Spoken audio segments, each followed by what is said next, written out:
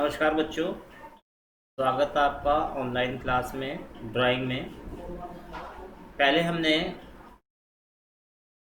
चित्रकला में आलेखन के बारे में पढ़ा था और समझाया था।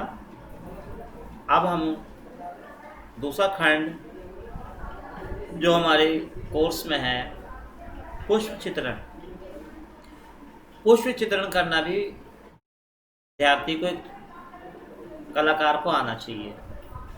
एक चित्रकार किसी भी पुष्प का प्राकृतिक रूप से उसका चित्रण करना, ये भी उसका एक कौशल है। तो आज हम थोड़ा उसका पुष्प का रेखांकन के बारे में समझेंगे कि पुष्प का रेखांकन कैसे किया जाता है। आपके सिलेबस में कई प्रकार के पुष्प हैं।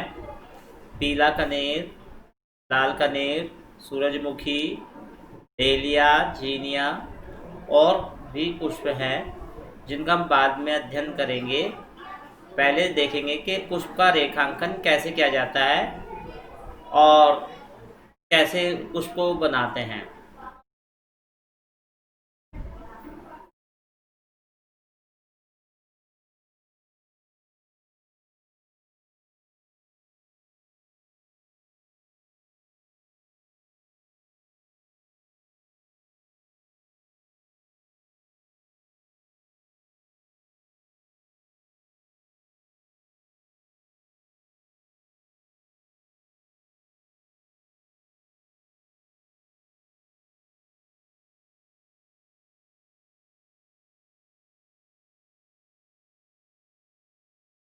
पुष्प का रेखांकन। पुष्प प्रकृति के रम्य रूपों में सुंदरतम रचना है। इस सुंदर रचना के प्राकृतिक और स्वाभाविक चित्रण के लिए विशेष प्रयास की आवश्यकता होती है। पुष्प का स्वाभाविक आकार, कलियों की रचना और पत्तियों की आकृति का विशेष निरीक्षण करना होता है। पत्तियों के जोड़ और उसकी बनावट को सजीव चित्रित करने के लिए गहन निरीक्षण की आवश्यकता होती है। प्राकृतिक चित्रण में पुष्प की टहनी के चित्रण के लिए आप उसे किसी छोटे मुंह वाली कोल्ड ड्रिंक या की बोतल में पानी भरकर उसमें फूल की टहनी को रख सकते हैं। फिर देखें कि वे किस स्थिति में संपूर्ण टहनी अधिक आकर्षक लगती है और ये भी देखें कि किस स्थिति में फूल, पत्तियां और कलियां स्पष्ट दिखाई देती है। तो यहाँ पे चित्र 1 है और चित्र 6 है। तो बच्चों, अगर हम किसी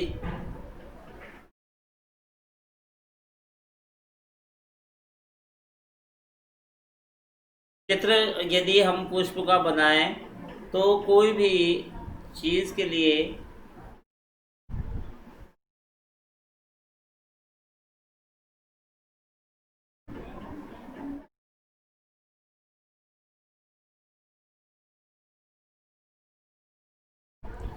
एक इनका बनाने का ढंग हमारे को अच्छी तरह से आना चाहिए और उससे कली अगर आदि का भी हमें अध्ययन करना चाहिए कि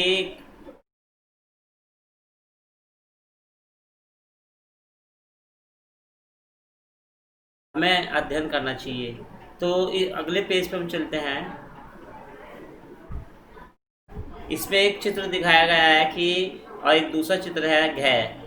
इसी सुंदर स्थिति में जब आप फूल की टहनी को अपने पास समक्ष रख लेते हैं तो टहनी की स्थिति स्थिर रहेगी और पानी के कारण फूल पत्तियां मुरझाएंगी भी नहीं।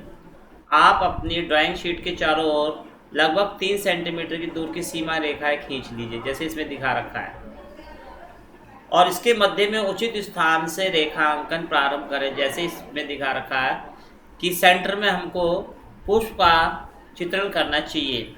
रेखांकन के लिए HB पेंसिल और बारीक नोक वाली पेंसिल का प्रयोग करना चाहिए। फूल की टहनी का भी गहन से अध्ययन करना चाहिए तथा यथास्थिति स्वाभाविक चित्रण करने के बाद उसकी मुख्य टहनी और पत्तियों को यथावत रेखांकन करना चाहिए। रेखांकन करते समय पत्तियों के प्राकृतिक आकार और उसके जोड़ों आदि का भी स्वाभाविक रूप से रेखांकन करना चाहिए। जितनी गहराई से आप निरीक्षण करेंगे, फूल की टहनी का उतना ही प्राकृतिक रूप आप चित्रित कर सकेंगे। प्रस्तुत पुस्तक में एक ही फूल को विभिन्न स्थितियों में रखकर उनके भिन्न भिन्न रूपों का चित्रण किया गया है। जैसे गुड़हल का फूल जो परीक्षा में बार बार आता है, उनको भी चित्रित किया गया है। इससे छात्रों और कला जिज्ञासुओं को नई प्रेरणा मिलती है। गुड़हल के फूल के अतिरिक्त अन्य फूलों को भी विभिन्न स्थितियों में रेखांकित किया गया है, यानी उन्हें बनाया गया है। छात्रों को चाहिए कि वे पहले पुस्तक में देखकर उसका रेखांकन करें और उसका अभ्यास करें। अभ्यास के बाद यानी प्रैक्टिस के बाद फूल की प्राकृतिक टहनी को विभिन्न स्थितियों में रखकर रेखांकन में कुशलता का प्रयोग करें। प्राकृतिक फूल को देखकर रेखांकन का जितना अभ्यास आप करेंगे उतना ही आपका रेखांकन और प्राकृतिक और सजीव होगा। तो किसी भी फूल या पुष्प की टहनी को आप लाएं और उसका प्राकृतिक रूप से निरीक्षण करें कि देखें उसके कोण विन्यास, जहाँ से वो पत्ती लगी हुई है, जुड़ी हुई है, वो कैसे निकली हुई है, उसके अंदर डंठल है, उसके कोई भी कोमल भाग है और पत्ती जो कितनी बड़ी है, कितने ग्रुप में है, उस सब चीज़ का हमें अध्ययन करना चाहिए। पत्तियों में बनी नसों का भी अध्ययन करना चाहिए। पुष्प के अंदर उसके रंग, उसकी स्थिति और उसके सौंदर्य का भी हमें अध्ययन करना चाहिए। फूल के या किसी पुष्प के अंदर उसके पराग जो बीच में होता है उसका भी हमें गहराई से अध्ययन करना चाहिए और उसके जो रंग हैं उनके पुष्पों के, उनको भी हमें ध्यान से देखना चाहिए कि ये रंग कैसे बनेंगे। तो पुष्प चित्रण में जल रंगों का प्रयोग किया जाता है।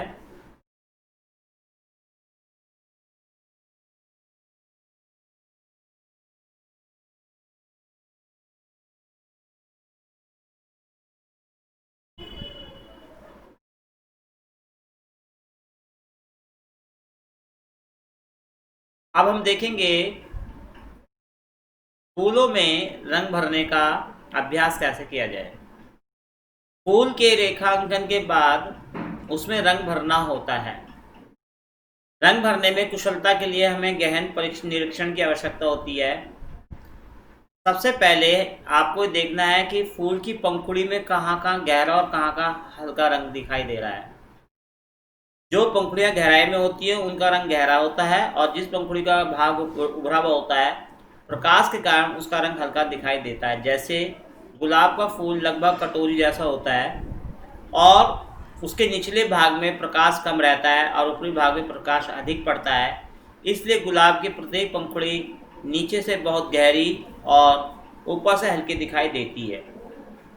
अतः गुलाब जैसे फूल में प्रत्येक पंखुड़ी में नीचे और ऊपर गहरा हल्का रंग भरने से फूल का रंग स्वाभाविक लगने लगता है। इसी प्रकार से गुड़हल के फूल में भी गहराई वाला भाग गहरे रंग का और ऊपरी वाले भाग में हल्के रंग का दिखाई देता है। कला अभ्यास से निकलती है तो हम जानते हैं। अतः आप प्राकृतिक फूलों के रंगों को देखकर जितना अभ्यास करेंगे आपको रंग में भरने में उतनी एक्सपर्टनेस, निपुणता प्राप्त होगी, क्योंकि वस्तुओं के सूक्ष्म निरीक्षण का अभ्यास और उसके अनुकूल रंगों का प्रयोग आपके चित्रण को स्वाभाविक बनाता जाएगा। तो ये अगले पेज पे चलते हैं। ये आप कुछ पुष्प देख रहे हैं जिसमें कि एक तो गुलाब है और एक है गुड़हल।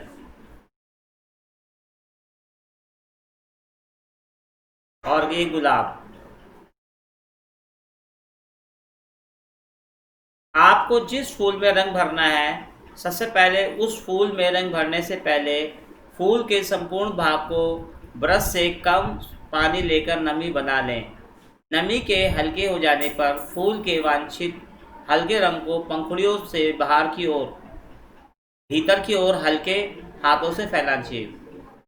जैसे कि ये हमारी एक पत्ती है, ये समझाई जा रही है हमें, जो है ये इस तरह से गुड़हल की पत्ती है, वो कह रहे हैं बाहर से भीतर की ओर हल्के हाथों से फैलाना चाहिए, हमें इसे इस तरह से ले जाना चाहिए।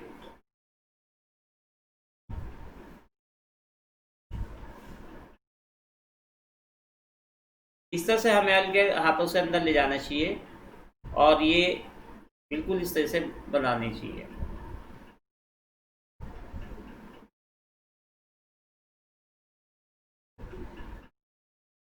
तो इसमें पानी की मात्रा बहुत कम हो और रंगों को अनुकूल रूप से फैलाना चाहिए। जहाँ पंखुड़ी में गहरा रंग दिखाई पड़ता है वहाँ पुनः रंग लगाकर पंखुड़ी को प्राकृतिक रूप से सजीव बनाने का प्रयत्न करना चाहिए, जैसे हमारी पंखुड़ी दिखाई देती हैं।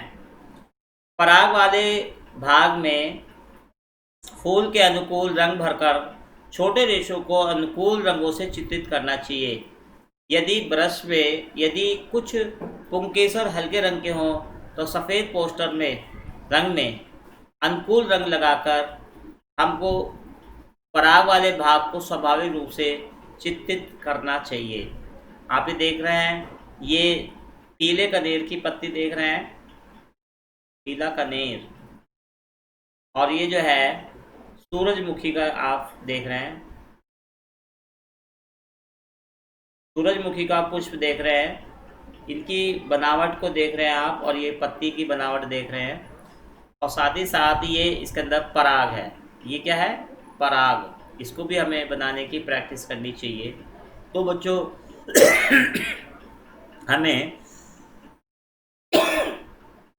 इन सब चीज़ों का अभ्यास करना चाहिए, जैसे आपको भी इसमें वीडियो में बताया गया है कि किस प्रकार से हमें रंग भरने चाहिए, तो क्या क्या सावधानी बरतनी चाहिए, ये आज आपको बताया पुष्प वितरण में। और पुष्प वितरण कैसे किया जाता है ये आपको इसके माध्यम से, रीडिंग के माध्यम से बताया। आगे जब भी आपका टर्म्स आएगा तो उसमें भी आपको प्राकृतिक चित्रण में ये पुष्प वितरण का बारे में और जानकारी आपको दी जाएगी। तो आप इसको पे भी ध्यान से काम आपको करना है। धन्यवाद। यदि किसी बच्चे को कोई परेशानी है तो विद्यालय में आके मिल सकता है। धन्यवाद।